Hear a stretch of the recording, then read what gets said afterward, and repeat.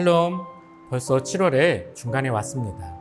이번 여름 기간 7, 8월 동안 교회적으로 땅끝을 향하여 라는 주제로 사역을 하게 됩니다. 각 공동체와 교구별로 아웃리치를 떠나게 되고 맡겨주신 사명을 함께 이루게 됩니다. 우리의 힘과 노력만으로 하는 것이 아니라 분명히 하나님께서 함께 하십니다. 주의 복음을 들고 가는 곳에 잃어버린 영혼이 돌아오고 하나님의 은혜가 부어지는 놀라운 역사가 있게 될 줄로 믿습니다. 그렇게 기도하는 마음으로 오늘의 말씀 함께 보겠습니다. 옛적에 바벨론 왕 느부갓네살에게 사로잡혀 바벨론으로 갔던 자들의 자손들 중에서 노임을 받고 예루살렘과 유다 도로 돌아와 각기각자의 성읍으로 돌아간 자 곧 스룹바벨과 예수아와 느헤미야와 스라야와 르엘라야와 모르드게와 빌산과 미스발과 비그웨와 르흠과 바하나 등과 함께 나온 이스라엘 백성의 명수가 이러하니 바로스 자손이 2172명이요 스바랴 자손이 372명이요 아라 자손이 775명이요 바한 모압 자손 곧 예수아와 요압 자손이 2812명이요 엘람 자손이 1254명이요 사투 자손이 945명이요 사케 자손이 760명이요 바니 자손이 642명이요 부베 자손이 623명이요 아스갓 자손이 1222명이요 아도니감 자손이 666명이요 비그웨 자손이 2056명이요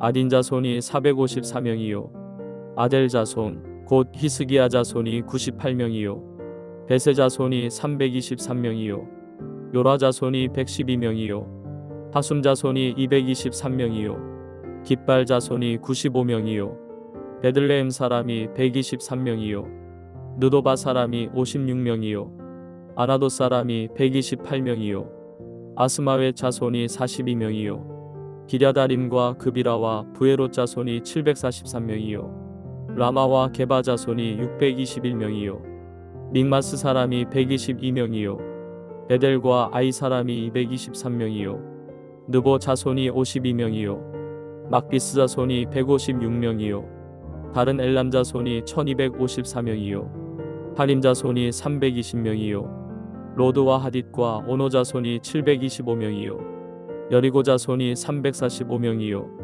스나 자손이 3630명이었더라. 바벨론 포로들이 본국으로 돌아가도 좋다는 고레스 칙령이 발령되고 이스라엘 백성들은 고레스 왕의 재정 지원까지 받고 예루살렘으로 돌아오게 됩니다. 이스라엘 백성들은 하나님께서 약속하신 대로 70년 만에 예루살렘으로 영광스럽게 복귀합니다. 오늘 본문에서는 그렇게 돌아온 자들의 이름이 구체적으로 언급되고 있습니다. 에스라 2장 앞부분에서는 귀환한 일반 백성들의 명단과 후반부에서는 제사장 그룹과 레위인들, 성전 일을 하는 사람들의 이름이 나타나고 있습니다. 스룹바벨을 중심으로 한 11명의 지도자와 4만 2천여 명의 사람들이 귀환했고 약 7,300여 명의 종들과 짐승들도 많이 이끌고 왔습니다. 이들은 예루살렘 성전을 재건하라는 하나님의 사명과 하나님께서 사용하시는 고레스 왕의 정치적인 명령을 받고 돌아왔습니다. 바사 제국에서 편안하고 안정적인 생활을 귀로하고 하나님의 명령을 받고 자원하는 마음으로 돌아온 이들이었습니다. 하나님은 이들의 헌신을 기쁘게 받아주셨습니다. 1차 포로 귀환자들은 고레스 왕과 이웃들의 재정적인 지원을 받고 고레스 왕에게서 예루살렘 성전 기물까지 되돌려 받으면서 영광스럽게 복귀했던 것입니다. 그런데 현실은 참 녹록지 않습니다. 바벨론과 페르시아 대제국에서 풍요롭고 안정적인 생활을 하다가 예루살렘으로 돌아와서 보니 너무나 비참했습니다. 남유다 사람들은 성전을 중심으로 모인 예배 공동체였는데 성전이 무너지고 포로로 끌려간 70년 동안 모든 것이 다 무너졌습니다. 그나마 남아있던 사람들은 아무런 힘도 없는 낮은 계급의 사람들이었고 핍박을 피해 흩어진 사람도 많았습니다. 이방인과 통혼으로 혼혈 민족이 된 사마리아 사람들은 귀환한 사람들이 예루살렘 성전을 건축한다는 소식에 끊임없이 방해합니다. 이 열악한 상황을 믿음으로 이겨내고 하나님의 명령을 순종하려 했던 사람들의 이름이 오늘 본문에서 언급되고 있는 것입니다. 2장에서 제사장 그룹의 이름보다 오늘 본문인 일반 백성들의 이름을 먼저 언급하고 있는 것은 큰 의미가 있습니다. 성전 재건이라는 거룩한 명령이 주어졌으면 그 중심이 되는 제사장들과 성전 봉사자들인 레위인들의 이름이 먼저 언급되어야 할 것입니다. 그런데 제사장들이 아닌 일반 백성의 이름이 먼저 나타나고 있는 것은 이들의 헌신이 너무나 중요하기 때문입니다. 제사장과 레위인은 성전 중심의 삶을 살아가는 것이 너무 당연합니다. 오늘 본문에서 언급하고 있는 이 사람들은 평범한 사람들입니다. 이들은 페르시아 제국에서 안정된 삶을 살고 있었고 성전 재건의 명령이 떨어지자 곧바로 헌신하기로 결단한 사람들입니다. 나름대로의 삶이 있고 돌봐야 할 가족이 있는 사람들입니다. 그런데 부강한 나라에서 편안한 생활을 포기하고 하나님의 명령에 따라 열악한 예루살렘으로 돌아가기로 결단했기에 이들의 헌신은 너무나 중요합니다. 물론 돌아가서 성전 재건 명령을 끝까지 지키지 못한 사람들이 대부분입니다. 여러 정치적인 공작도 있었고 그곳 생활에 안주해버리려는 인간적인 마음도 생겨났습니다.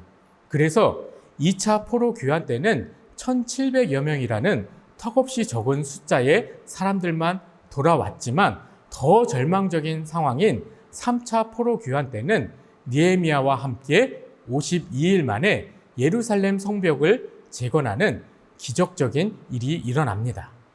1차 포로 귀환자들의 결단과 헌신이 있었기에 2차, 3차의 포로 귀환이 이루어졌고 성전과 성벽이 모두 재건되었습니다.